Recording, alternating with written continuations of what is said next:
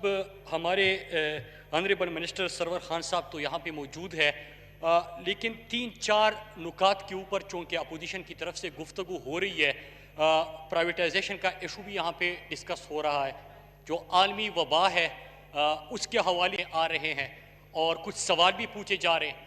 تو 2-3 ایشوز ہیں اسپیکر صاحب، اور ابھی جو ہمارے سامنے 7-8 تقریریں ہوئی ہے، تو میں کوشش کروں گا اسپیکر صاحب کہ میں دلائل سے ایک ایک چیز کے اوپر ان کو مطمئن کرنے کی اور ان کے جو سوال ہیں ان کے جواب دینے کی کوشش کروں۔ اسپیکر صاحب، ابھی کچھ دیر پہلے ایک تقریر ہو رہی تھی، تو ان کو جب میں سن رہا تھا مجھے ایک پرانا شعر یاد آیا کہ دلیل ہے نہ کوئی پاس حوالہ ان کے، دلیل ہے نہ کوئی پاس حوالہ ان کے، عجیب لوگ ہیں بس اختلاف رکھتے ہیں۔ اسپیکر صاحب، پرائیویٹائزیشن کی ایشو کے اوپر اور اداروں کے اوپر کہ ادارے خسارے میں ہیں، جب اس کے اوپر گفتگو ہو رہی تھی تو میں تمام ڈیٹا اور فیکٹس اینڈ فگر نکال رہا تھا۔ پاکستان سٹیل مل کے اوپر میں آخر میں بات کر لوں گا کیونکہ اس ایوان میں وہ آج زیادہ زیر بحث ہے، لیکن 2013 میں جب ابھی موصوف گفتگو کر رہے تھے ان کی حکومت بنتی ہے، تو سب سے پہلے یہ پرائیویٹائزیشن کے لسٹ پہ جن پاکستان کے اداروں کو ڈال دیتے ہیں ان کی طرف سے اناؤنسمنٹ آتی ہے۔ 2013 میں اناؤنسمنٹ ہوتی ہے اور 41 ادارے ابھی جلدی میں نے ان کی نکالے۔ اس میں پی آئی اے بھی شامل ہے۔ پی آئی اے کے ایسیٹس جو پیرس کے اندر اور نیو یارک کے اندر روزویلٹ ہوٹل کی آج بات ہو رہی ہے وہ بھی شامل ہے اسپیکر صاحب۔ پھر اس کے ساتھ ساتھ آپ کا ہاؤس بلڈنگ کارپوریشن، اس کو بھی انہوں نے کہا پرائیویٹائز کر دے، national insurance company, N I T L, S L I C, O G D C L, P P C, G H F P C, P M D C, FESCO, LESCO, GEPCO, MEPCO, PESCO, HESCO, QESCO, SEPCO, یہ تمام ادارے انہوں نے کہا کہ پرائیویٹائز کر دے، پاکستان سٹیل مل کو پرائیویٹائز کر دے، پی آئی اے پرائیویٹائز کر دے۔ پاکستان کے تمام ادارے تقریباً انہوں نے کہا کہ ان کو پرائیویٹائز کر دے۔ اور پرائیویٹائزیشن کی بات کیوں ہو رہی تھی اسپیکر صاحب، میں آج آپ کے سامنے چند چیزیں پیش کرتا ہوں۔ پی آئی اے کی خسارے کی انہوں نے بات کی، اور یہاں پہ سرور خان صاحب بیٹھے ہوئے ہیں، ان کا جو پلان ہے یہ تو خود بتائیں گے، لیکن چند حقائق جو میرے سامنے اور انہوں نے ابھی تک کیا کچھ کیا ہے وہ بھی میں قوم کے سامنے رکھنا چاہتا ہوں۔ ابھی بڑی بات ہوئی کہ ادارے کو انہوں نے خساروں میں چھوڑ دیا۔ ان کے سٹینڈنگ کمیٹی جو آخری مہینہ تھا ان کی حکومت کا، اس میں سٹینڈنگ کمیٹی کی میٹنگ ہوتی ہے اور میٹنگ کے اندر پرائیویٹائزیشن کا سیکٹری، ان کے سیول ایوییشن کا سیکٹری اور اس کے ساتھ ساتھ تمام اراکین اپوزیشن اور قومی اسمبلی کے بیٹھے ہوئے ہیں، اور وہاں پہ گفتگو ہو رہی ہے اسپیکر صاحب کہ 500 ارب تک پی آئی اے کا خسارہ پہنچ گیا ہے، اس کا کیا کرنا ہے؟ بیچ دینا ہے۔ لیکن اسپیکر صاحب، میں اس سے پہلے ایک نقطہ یہاں پہ ضرور اٹھاؤں گا کیونکہ جب میں اپوزیشن میں تھا میں اس کے اوپر بات کر چکا ہوں۔ انہوں نے باہر سے ایک بندہ بلایا تھا، پی آئی اے کو ٹھیک کرنے جا رہے ہیں، 50 لاکھ کی تنخواہ اس کو دے دی۔ اسپیکر صاحب، جب ہم نے ان کے اوپر سوال اٹھایا تو کہتے کہ بڑا دماغ ہے اس کے پاس، وہ پی آئی اے کو بدل دے گا، 50 لاکھ روپے اس کے لیے تنخواہ رکھی گئی۔ لیکن اسپیکر صاحب پہلے پیسے چراتے تھے، پیسے چوری ہوتے تھے، اور ہمیں پتا چلا کہ اس کی سربراہی میں جہاز چوری ہو گیا، پی آئی اے کا جہاز چوری ہو کے وہاں سے برآمد ہو گیا تھا۔ تو جناب اسپیکر، اداروں کی پرائیویٹائزیشن کی، اداروں کی خساری کی اگر بات کریں، میں آپ کو بتانا ہوں اسپیکر صاحب، اور ہم نے کیا کیا میں اس کے اوپر بھی آتا ہوں۔ پہلی چیز، پی آئی اے خسارے میں کون 500 ارب تک خسارہ کس نے پہنچایا؟ انہوں نے۔ پاکستان کا نام کسی بھی ادارے کے ساتھ لگا ہو، وہ تمام کے تمام ادارے خسارے میں، اور اس کو گروی رکھنے یا اس کو بیچنے کا اعلان کس کی طرف سے ہوا؟ ان کی طرف سے۔ پاکستان پوسٹ خسارے میں، پاکستان ریلوے خسارے میں، پاکستان سٹیل مل خسارے میں، پاکستان انٹرنیشنل ایئر لائنز خسارے میں۔ غرض یہ کہ کوئی بھی ادارہ جس کے ساتھ میرے اور آپ کے پیارے پاکستان کا نام لگا تھا، وہ تمام کے تمام ادارے انہوں نے خسارے میں لے کے گئے۔ اب ہم نے کیا کیا اسپیکر صاحب؟ پہلی چیز، میرے پاس خود پاکستان پوسٹ کی ذمہ داری ہے. میں آج اس ایوان میں یہ کہہ سکتا ہوں کہ آپ کے دور میں تقریباً کل خسارہ پاکستان کا پوسٹ کا پہنچا تھا 62 ارب تک. اسپیکر صاحب، ہم نے کیا کیا؟ ہم نے اپنے پہلے سال میں 70% ریونیو بڑھایا، اور اب جب 4 مہینے کرونا کے کرائسس اور لاک ڈاؤن کی صورتحال تھی، اس مرتبہ بھی 70% ہمارا ریونیو نصیب بڑھا، بلکہ ٹوٹل ریسیویبل ملا کے 110% اس میں اضافہ ہو گیا. اسپیکر صاحب، اسی طرح تمام ادارے جو ہے اس وقت، اگر 600 ارب کا خسارہ ایک ادارے کا تھا تو آپ مجھ سے یہ پوچھیں گے نا کہ 600 ارب میں نے کتنا کم کر دیا، یا وہ جو 600 ارب آپ کی وجہ سے ہوا تھا وہ بھی میرے گلے پڑے گا؟ نہیں جناب، اس طرح نہیں ہوگا. قوم کو بیوقوف آپ نہیں سمجھ سکتے. اداروں کی فعالی کے لیے ہم کیا کر رہے ہیں؟ پاکستان سٹیل مل کی بات ہوئی اور میں پاکستان سٹیل مل کے اوپر بات کروں گا. انہوں نے کہا کہ پاکستان سٹیل مل کے حوالے سے اسپیکر صاحب یہ بڑی دردناک کہانی ہے. پاکستان سٹیل مل کے جو پاکستان سٹیل مل، پاکستان کا نام بھی لگا ہوا ہے اس کے ساتھ، 90s کی دہائی میں پہلی دفعہ پاکستان سٹیل مل خسارے میں چلا گیا. اور 90s کے دہائی میں حکومت کس کی تھی اور سٹیل مل کس کے تھے؟ یہی سے یہ کہانی کا آغاز ہوتا ہے. اسپیکر صاحب، مشرف کے دور میں جب وہ اس کا دور ختم ہوا، 2007-8 کا سال تھا. اگر آپ وہ 2007-8 کا فائنینشل ایئر دیکھیے تو 9.2 بلین پاکستان سٹیل مل کا پروفٹ تھا. ان کا منافع 9.2 ارب 2007-8 کے سال میں تھا. پھر آتی ہے پیپلز پارٹی، اور انہوں نے بالکل صحیح بات کی ہے کہ ایک زرداری سب پر باری. پاکستان کے تمام اداروں پر اپنی باری گزرا. 2008-9 کا ان کا پہلا سال، پاکستان میں پہلی دفعہ یہ جو 2007-8 میں جو منافع میں سٹیل مل تھا وہ 8-9 میں خسارے میں چلا جاتا ہے. اور ان کا ہر گزرتا سال پاکستان کے عوام کے اوپر مزید بوجھ پڑتا ہے، سٹیل مل کے خسارے میں مزید اضافہ ہوتا ہے. پھر آتی ہے نون کی حکومت. اسپیکر صاحب، 2013-14 مزید سٹیل مل کا خسارہ بڑھا، اعلان ہوتا ہے بیچ دو. اور مجھے یاد پڑتا ہے اسپیکر صاحب، مجھے اس لیے یاد پڑتا ہے کہ انہوں نے کہا پی آئی اے بیچ دو، سٹیل مل بیچ دو، یہ ادارے بیچ دو. میں یہاں پہ کھڑا ہو گیا، میں نے کہا کہ حکومت نہ ہوئی، اولیکس ہوا، ہر چیز بیچ دو. اسپیکر صاحب، 2014-15 میں مزید خسارہ انہوں نے بڑھا دیا. اور اسپیکر صاحب بات کہاں تک پہنچی؟ 2015 کا سال آتا ہے، نون لیگ کے دور میں نہ ان سے پرائیویٹائز ہوتا ہے، نہ ان سے خسارہ ختم ہوتا ہے، نہ ریفارمز کا کوئی ایجنڈا ہوتا ہے، نہ ان کے پاس کوئی صلاحیت ہوتی ہے. تو اسپیکر صاحب کرتے کیا ہے کہ وہاں سے گیس کنیکشن وغیرہ بند کر کے، جس وقت کام چل رہا تھا سٹیل مل کے اوپر اسی وقت اس کو بند کر دیا. اور میں میڈیا کو کہتا ہوں اسپیکر صاحب، میں پیپلز پارٹی نون لیگ والوں کو اسپیکر صاحب آپ کو کہتا ہوں کہ کیمروں کے ساتھ چلتے ہیں اس سٹیل مل کے اندر، اس کو کھولتے ہیں اور دکھاتے ہیں اسپیکر صاحب کہ کس بے دردی سے اس سٹیل مل کو بند کر دیا گیا تھا 2015 میں. تو اسپیکر صاحب یہ بڑی دردناک کہانی ہے اور یہ ظلم ہوا ہے. اب میں آتا ہوں اسپیکر صاحب کہ ہم کیا کرنے جا رہے ہیں. اسپیکر صاحب، خسارے میں چلا گیا پیپلز پارٹی کے دور میں، مزید خسارہ ہوا نون لیگ کے دور میں، بند کیا. انہوں نے، عمران خان اور اس کی کابینہ نے فیصلہ کیا کہ اگر آپ ہر سال اربہ روپے پاکستانی قوم کے صحت کا، پاکستان قوم کے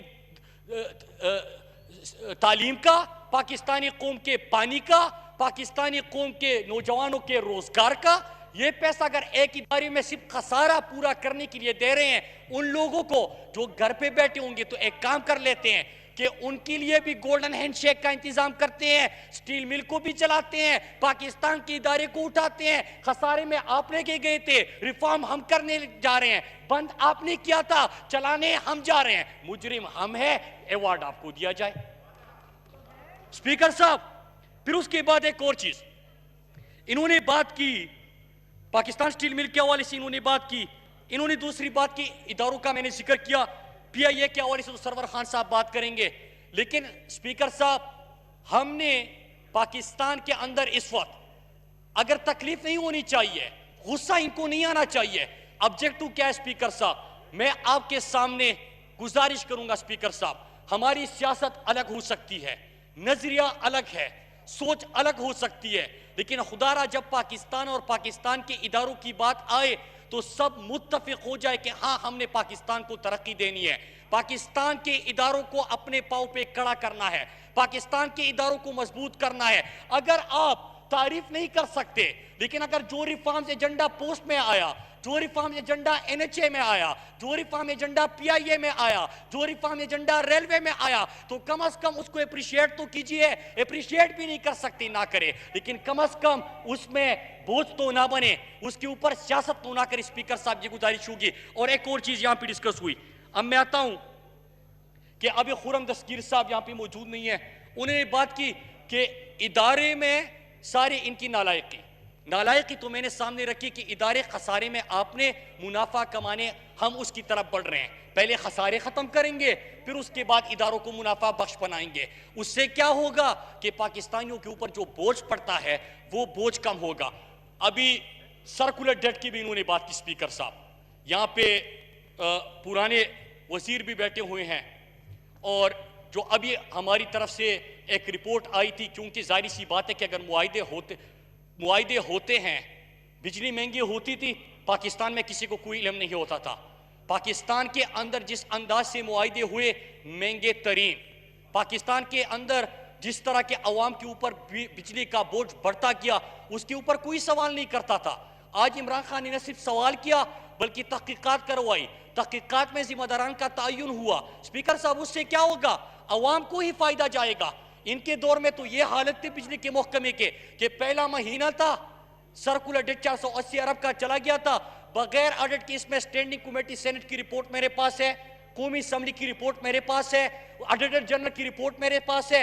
480 ارب کا انہوں نے دے دیا وہاں پہ، اور کس طرح؟ کیا آپ کا اس کو وہ سرکولر ڈیٹ اس سے ختم ہوا؟ اس کے لیے کون سا طریقہ کار کیا گیا تھا؟ اسپیکر صاحب یہ آج بھی یہ بات کسی سے ڈکی چھپی نہیں ہے۔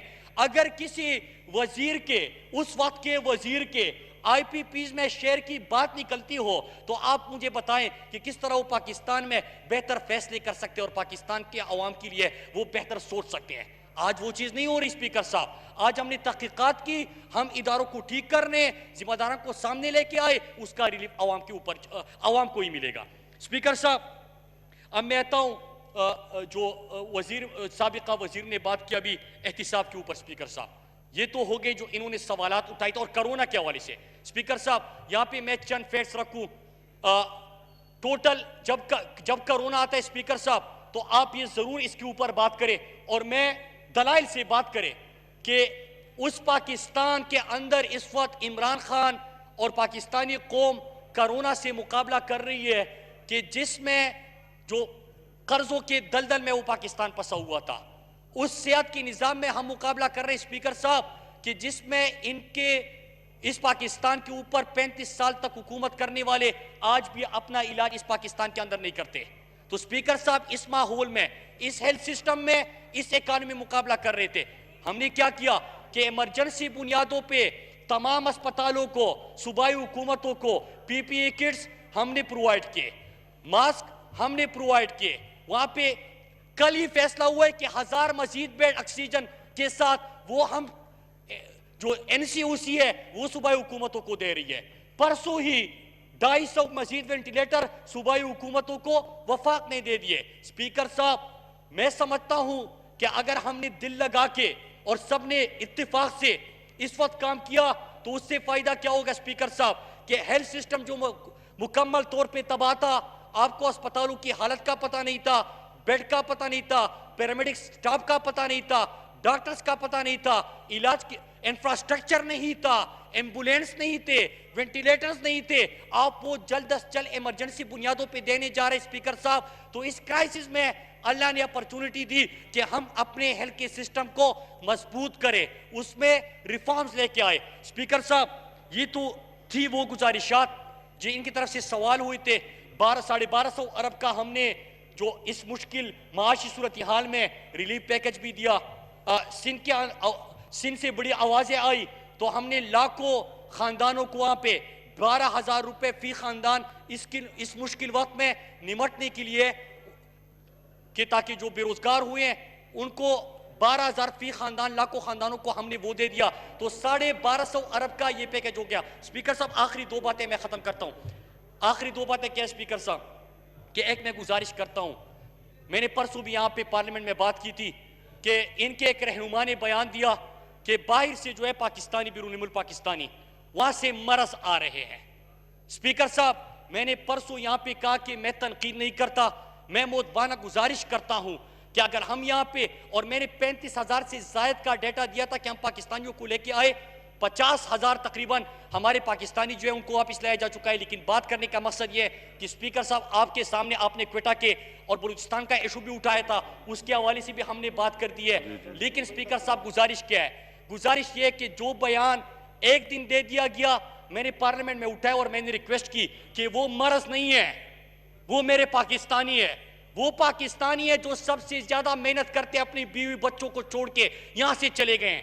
سپیکر صاحب میرے اس بیان کے بعد اگلے دن پھر ان کی طرف سے بیان آیا اور کہہ رہے ہیں کہ نہیں، ثابت کرنے کی کوشش کی کہ ہاں باہر سے جو بیرون ملک پاکستانی آ رہے وہ کرونا کے پھیلاؤ کا سبب بن رہے ہیں۔ سپیکر صاحب پرسوں میں نے گزارش کی تھی، آج میں اس کے اوپر پرزور مذمت کرتا ہوں، احتجاج کرتا ہوں ان پاکستانیوں کی طرف سے۔ آپ کو ان کا احساس نہیں ہوگا کیونکہ شاید آپ کے پیارے بھائی مزدوری نہیں کرتے، آپ کو ان مزدوروں کا جو اپنا گھر بار چھوڑ کے اپنی بیوی بچوں کے لیے 2 وقت کے کھانے کے لیے بے گھر ہو چکے ہیں، اس وقت ان کا روزگار ختم ہو چکا ہے۔ اگر ہم واپس لا رہے ہیں اور آپ ساتھ نہیں دے سکتے تو کم از کم ایسے بیان دے کے ان کے زخموں کے اوپر نمک پاشی نہ کرے۔ تو سپیکر صاحب میری گزارش یہی تھی کہ میں اس کے اوپر بھرپور احتجاج کرتا ہوں۔ آپ کے علاقے کے بھی لوگ باہر ہیں، ہمارے پاکستانی ہیں، دل دکھتا ہے۔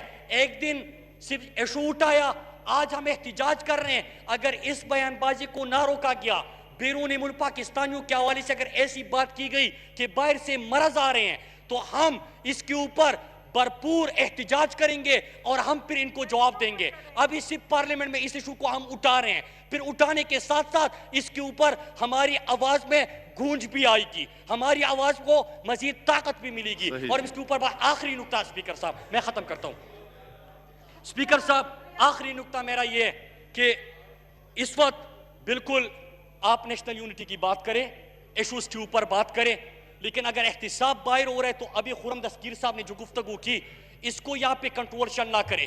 بیانات کیا ہوتے ہیں؟ ان کے سابقہ وزیراعظم نے پہلے کہا کہ آپ اجلاس بلا لیں، کسی کو کرونا ہو گیا تو میں ذمہ دار ہوں، مجھے سزا دے دیں۔ سپیکر صاحب وہ بیمار ہو گئے، اس کے اوپر میں بات نہیں کرتا، لیکن کم از کم ایسے بیانات۔ اور پھر بیان دیا کہ شہباز شریف جب نیب میں پیش ہوتا ہے تو کیمرے لگائے۔ آپ میڈیا کی خبروں کے اوپر بات کرتے ہیں، ڈیٹا تو یہ ہے جو میں نے آپ کو سامنے رکھا، ڈیٹا کے اوپر تو بات نہیں کرتے۔ لیکن اگر ڈیٹا کے اوپر بات کرنی ہے، کل کی سب سے بڑی خبر کیا ہے کہ شہباز شریف کے سامنے جب کیمرہ رکھا گیا اس نے کہا کیمرہ بند کرو۔ شاید خاکان عباسی کہہ رہے کہ کیمرے پہ چلاؤ۔ ان سے پوچھا گیا کہ آپ یہ ذرائع مدد ان چیزوں کا جواب دیں۔ سپیکر صاحب 120 بندوں کا بیانی حلفی اس کے سامنے رکھا گیا ہے۔ تو یہ تو آپس کا اختلاف ہے ان کا کہ شاید خاکان عباسی کہہ رہے ہیں کہ کیمرہ رکھ کے، وہ ادھر احتجاج کر رہے ہیں کہ کیمرہ ہٹا دے، لوٹا ہے مزید قوم کو۔ اس کے اوپر ہمارے سامنے سیاست نہ کریں سپیکر صاحب، بڑی مہربانی۔ بہت مہربانی جی جناب۔